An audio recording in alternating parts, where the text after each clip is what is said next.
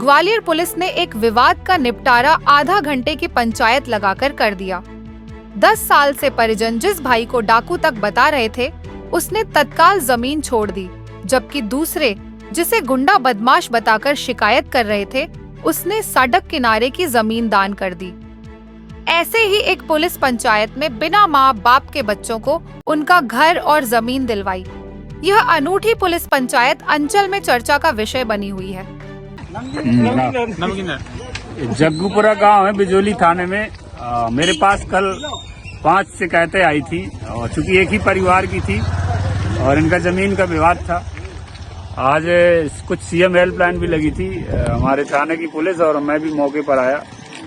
बहुत लग रहा था कि बड़ा विवाद है, एक दूसरे की लोग सुनते नहीं तो बुराई तो ऐसे कर रहे थे, मतलब सगे भाई भतीजे बोले वो तो बड़ा गुंडा है, बड़ा डॉन है और डंडे मार के जमीन छुड़ा ली। लेकिन जब मौके पे आओ तो असलियत पता चलती है कि छोटे छोटे से विवाद हैं और कुछ नहीं था। आधा घंटे की उसमें ये सरदार सिंह परिहार साहब ने अच्छा रोल किया और सबने बहुत अच्छा किया, तो ये निपटारा हो गया बहुत आसानी से, कई सालों पुराना। मैं हमेशा यही कहता हूँ कि बात उलझाने से उलझ जाती है और सुलझाने से सुलझ जाती है। 50 मूसर चंदों के बीच में 2 समझदार हो तो सालों पुरानी बात आसानी से बन जाती है। तो ये ऐसे ही है, इनने सबने समझदारी का निभाया। ये दादा कल मेरे पास शिकायत करने गए, तो बताओ कैसे, खुश हो? खुश है सर, खुश हो? खुश है सर, सर खुश है। मतलब बंटवारा हो गया? हो गया सर। सही, बढ़िया। डायलॉग तो बोलो। हाँ, डायलॉग ये है, हम जब गरीब जरूर है सर, मोटे में खिला देंगे। वाह, बहुत बढ़िया। और दूसरी बात, आप भी गए थे ना शिकायत करते? खुश हो? खुश है। मतलब बंटवारा हो गया तुम्हारा? हो गया। चलो ठीक है।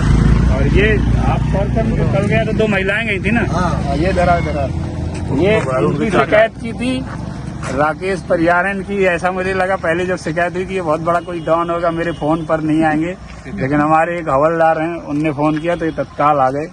तो कहीं ना कहीं मतलब इनके मन में वो था कि किसी के साथ अन्याय ना हो, इसलिए आ गए। नहीं तो जो अन्याय करते हैं वो पुलिस फोन करती तो भी नहीं पहुंचते, फिर उन्हें पकड़ के लाना पड़ता है। तो इसलिए मतलब अच्छे लोग थे तो बहुत आसानी से हो गया।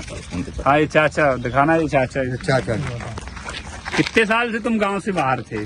30-40 साल। 30-40 साल। तो परेशान थे ना आप भी? परेशान है। आप हो गई जमीन का? ठीक है, मिल गई? हमारो खरान जगह मिल गई। खुश हो? ठीक है सर। हाँ, तो नारा तो लगाओ एक बार अपनी देवी देवता। ये इनके चाचा, ये कल अपने भतीजे को तो ऐसी गाली दे रहे थे, ऐसा लग रहा था कि मतलब दुनिया का सबसे बड़ा भारत है ये और भतीजा इनका पाकिस्तान है।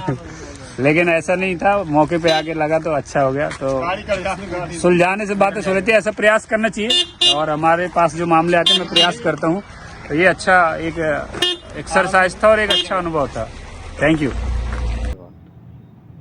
थाना बिजोली अंतर्गत जग्गूपुरा गाँव है, जहाँ पर परिहार समाज के 4 फरियादी थे जिन्होंने सीएम हेल्पलाइन लगाई थी, और 2 महिलाएं, 4 फरियादी मेरे ऑफिस भी आए थे।